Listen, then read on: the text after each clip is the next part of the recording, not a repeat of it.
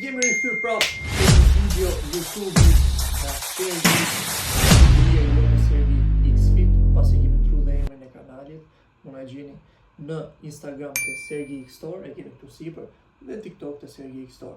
Sot unë do t'rregoj falas gjithë njohuritë e mia se si të bësh dhe ti trup dhe të kesh progres në palestër falas. Kam përgatitur një video YouTube ku kam bërë dhe slide si që shikoni, e kam marrë shumë seriozisht këtë projekt në YouTube, e kam marrë gjithë ditën vetëm për të bërë këtë lloj video, fillimisht me PowerPoint-in si projekt shkolle.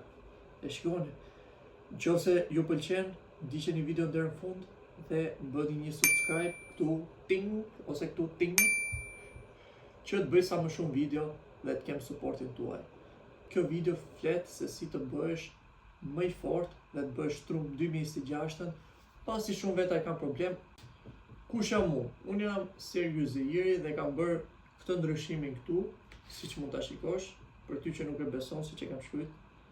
Është një njëjti person, thjesht mentaliteti ndryshon, ku këtu do flasim shumë për mentalitetin, por dhe për gjëra teknike të stërvitjes të ushqimit që na duhen për të bërë progres.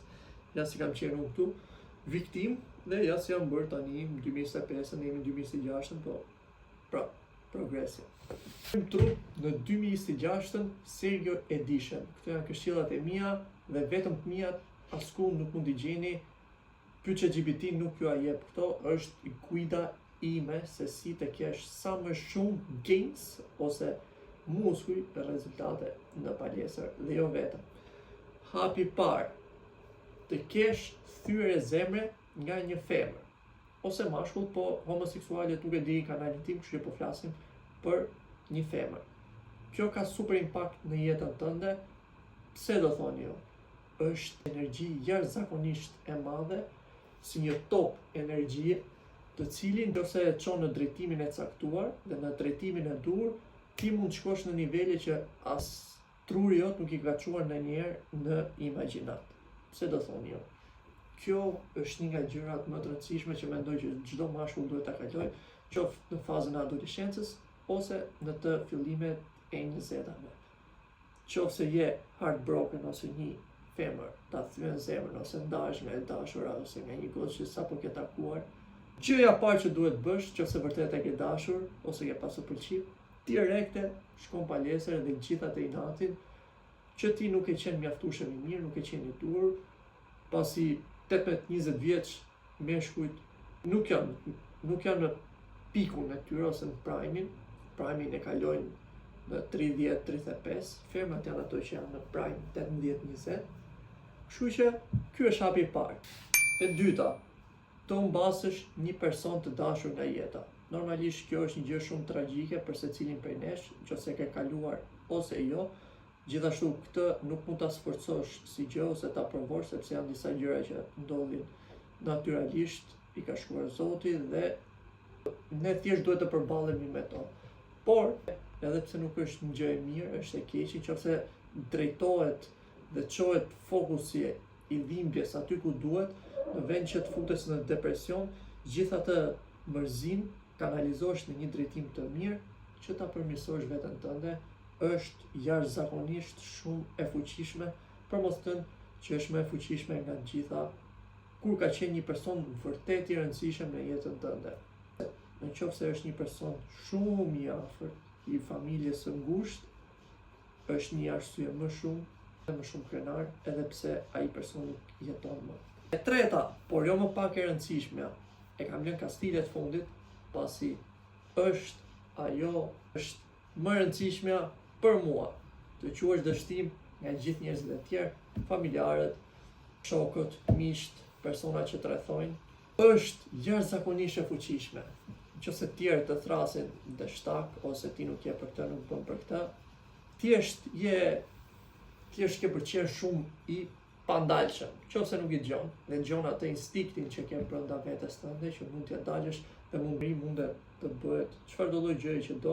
Atëherë, ne nuk duam të përfundojmë në këtë pozicionin këtu me kortizol të lartë. Ne duam që kortizolin ta kemi të ulur. Çfarë është kortizoli? Do thoni ju, niveli i stresit, hormoni i stresit. siç është bërë Clavicular Frame nga Ezio Fred Leader. Ky është një moment krenar për ne shqiptarët, pasi Ezio Fred Leader është shqipe. Duhet të serviremi sa më shumë që mos bëjmë mog dhe të bëjmë ne mog të tjera. Ushqimet të cilat do na ndihmojnë të rrisim testosteronin dhe masën muskulare. Atëherë, ushqimi numër 1 që çdo person, çdo mashkull duhet ta konsumojë është mishi i kuq. Është mishi i kuq, pse do thoni ju? Shumë propaganda që keni dëgjuar në lajme thonë nuk bën ka shumë kolesterol, ka shumë rritje, bullshit, janë gjitha gabim. Janë për të propaganduar mendjen tuaj që t'ju bëj fiktima të shoqërisë. Mishi i kuq është mishi i cili ka më shumë minerale nga mishut e tjerë, qoftë hekur, zink, magnez, e të tjerë. Ka më shumë minerale se mishi i bardh i pulës ose i peshku dhe mishet e tjerë.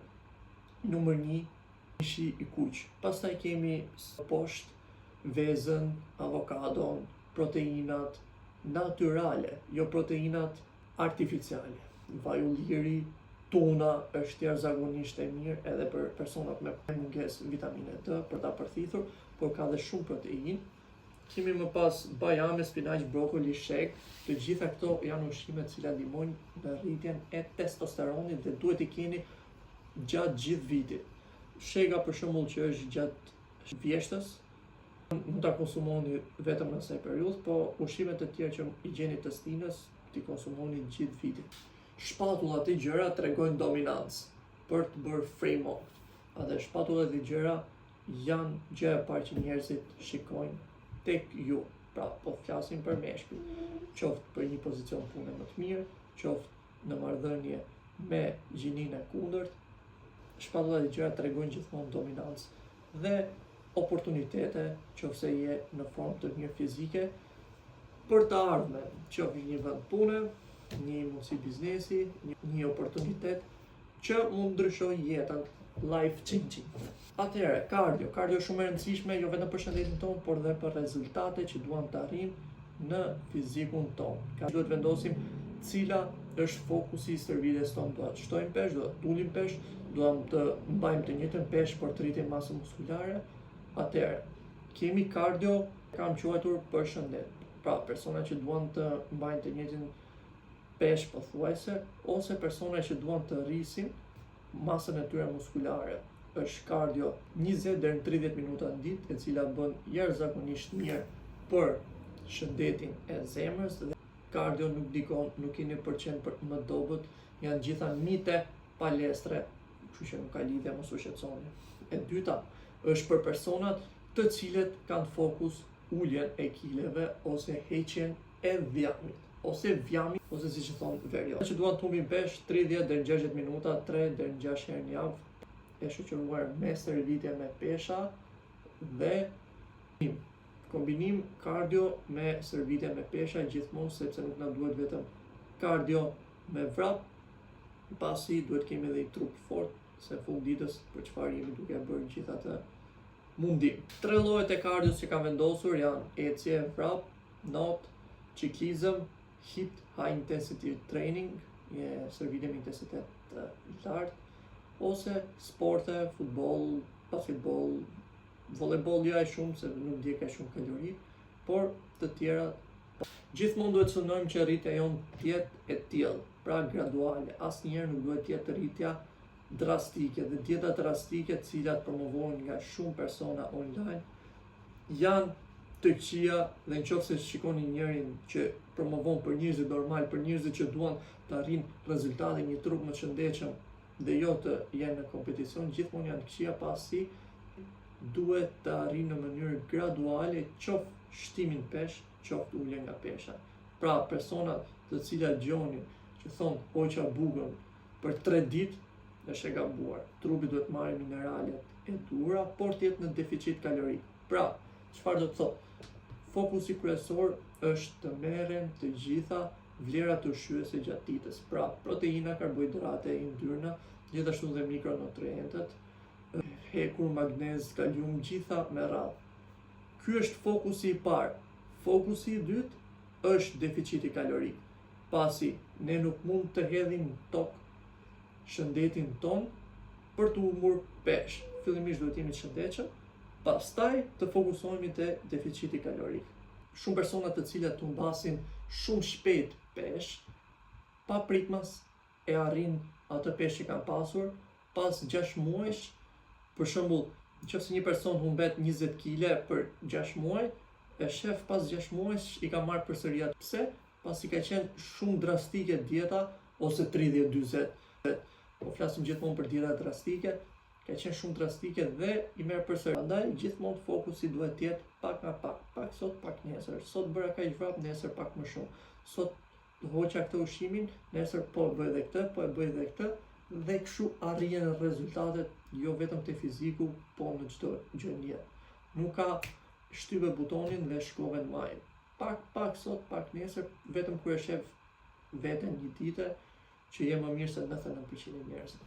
Hapat që do bëjnë ndryshimin në jetën tënde për një fizik më të mirë. E para, rregullo for you page-in tënd ose ato video që dalin në Instagram, TikTok dhe rrjetet sociale.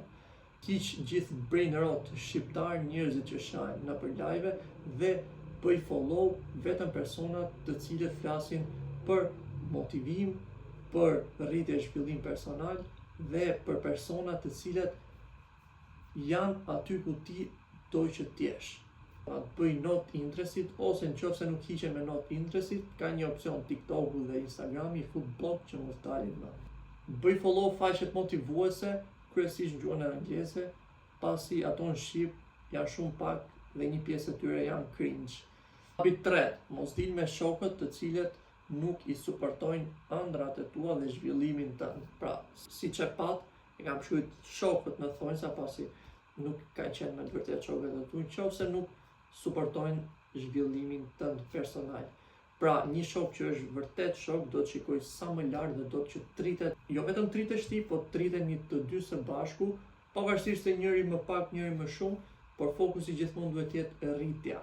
Pra, personat të cilët nuk ju suportojnë te rritja, i thonë ishte kënaqësi, faleminderit, unë kam punë, po iki, pa krijuar tension, pa krijuar sherre, debate, me mersjellje, i thua që do në shoku jem, unë rrugtime, ti rrugtate, kur të kesh një problem, s'pota ish follow nga Instagrami, e kështu me radhë. Hapi 4, shpenzo kohë me njerëz që duan të rriten. Kjo është shumë e rëndësishme.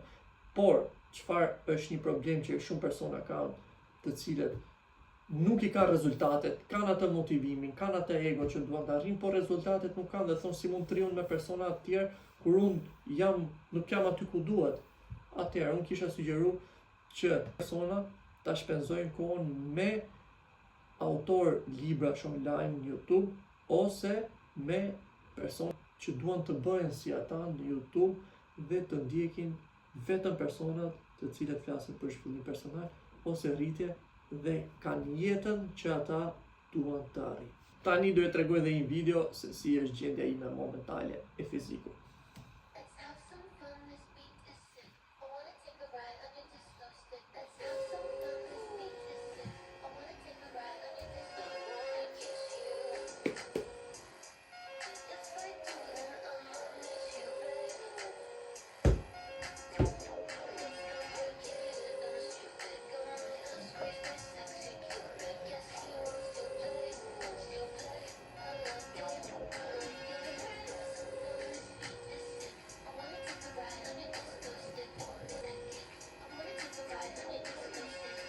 Atëherë, kjo ishte edhe videoja për sot.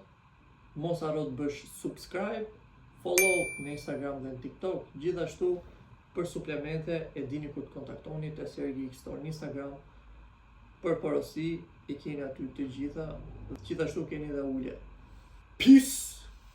Paqe në botë dhe mos krijoni sherre, debate, shpërndani vetëm dashuri. Ju përshëndes.